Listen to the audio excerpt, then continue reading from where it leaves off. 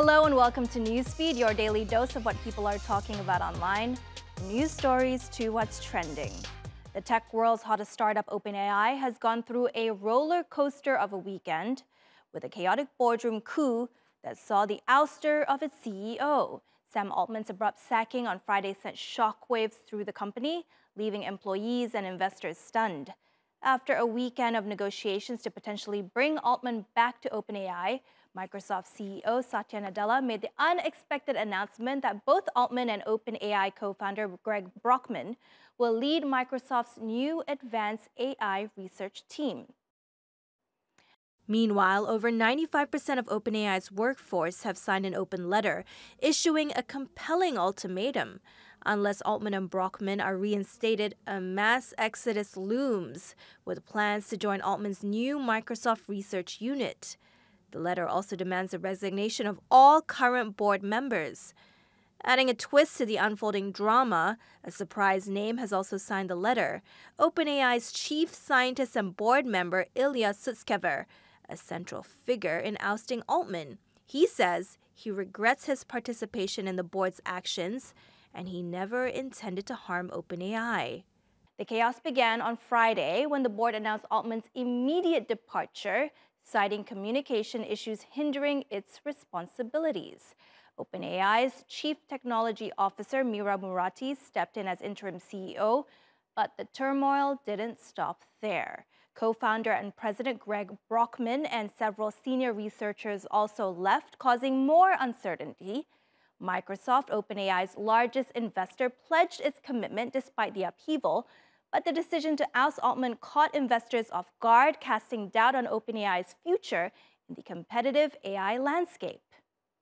Microsoft's first investment into OpenAI was back in 2019, was before the whole AI hype took off. At the time, Microsoft already invested $1 billion. OpenAI already developed GPT and GPT-2 and was transitioning from a non-profit to a capped-for-profit company. In January 2023, Microsoft announced a multi-year investment into OpenAI worth $10 billion. According to sources cited by Semaphore, at the time, it meant that Microsoft would take 75% of OpenAI's profits until Microsoft recoups its investment. And after hitting that threshold, Microsoft would then have a 49% stake at OpenAI. So there is a lot on the line from Microsoft here. When news about Sam Altman being fired broke on Friday, sources said that Microsoft was completely blindsided by it. They were informed literally only 1 minute before the rest of the world knew. Microsoft CEO Satya Nadella was reportedly furious. Amidst the confusion, rumors circulated about Altman and Brockman considering a new venture, raising concerns about key OpenAI staff joining them. So, just a day later, discussions began about reinstating Altman as CEO. Altman said he is open to returning, but wanted to see governance changes, including the removal of existing board members. Tensions rose as OpenAI leaders pushed for the board's resignation and Altman's reinstatement.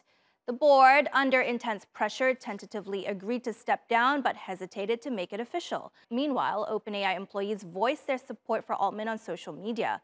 However, Sunday night brought a twist as Altman's return deal collapsed. The company's board went another way entirely, appointing former Twitch CEO Emmett Shear as interim CEO. That's 3 CEOs in 3 days if you're keeping track. So, speaking of Emmett Shear, his past tweets have resurfaced, and let me tell you, they're quite controversial.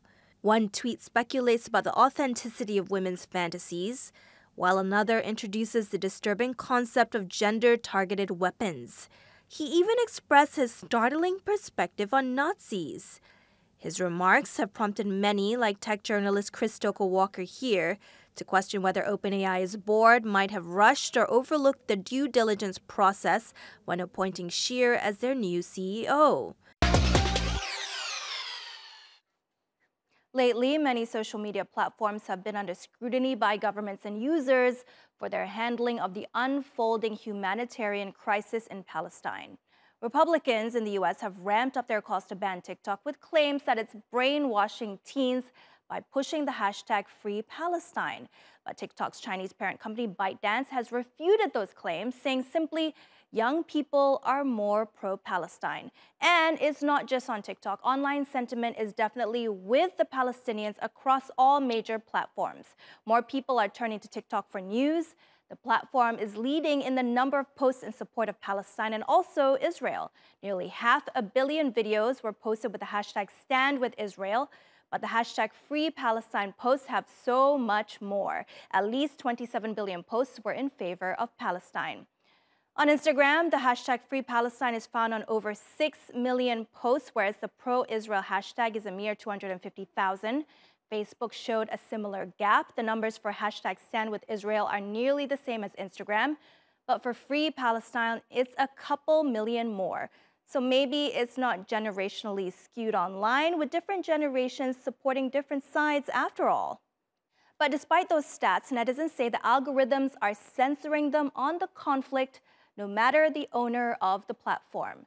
Let's discuss this more with Palestinian-American international lawyer and activist Lara El-Borno, who has been using her considerable social media presence to bring attention to the Palestinian plight. Her Instagram, Gazan Girl, has more than 300,000 followers, and she also hosts a popular podcast called The Palestine Pod. Now, Lara, even before this latest conflict, you've been spreading the word about the realities on the ground in Palestine. But lately, you, like many other pro-Palestinian voices, well, you've been shadow banned. Yes, absolutely. We have actually seen in this current moment a massive crackdown by social media companies on Palestinian accounts. On Instagram, for example, Palestinian accounts are reporting on this genocide have faced unjustified post deletion, shadow banning. They've seen their entire accounts threatened with deletion. They've also seen pop up messages indicating that their profiles would not be shown to non followers.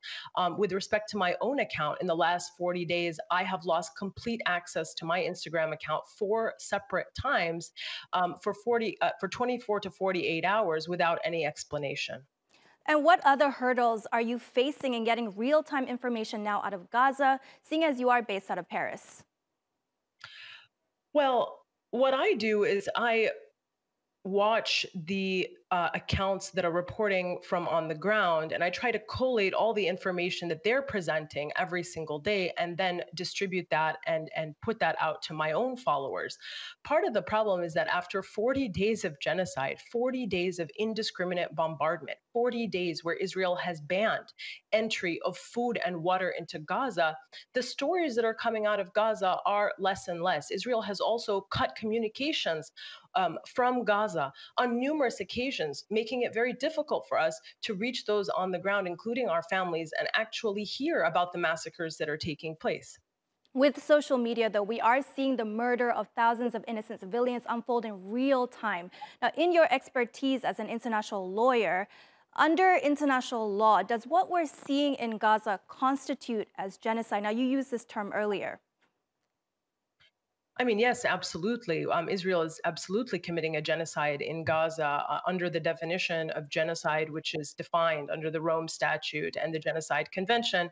And that's not just my opinion, that's the opinion of genocide and state crime scholars who have come out in this moment very clearly stating that Israel is practicing the annihilation phase of genocide. And it's also consistent with the numerous lawsuits that we have seen that have been initiated by Palestinian NGOs, by lawyers, by politicians before the International Criminal Court, urging the court to investigate Israel's genocide and apartheid regime against Palestinians. So it's consistent very much with the consensus of scholars and the legal analysis made by lawyers in this moment. But what happens next in terms of this? What can the International Criminal Court really do?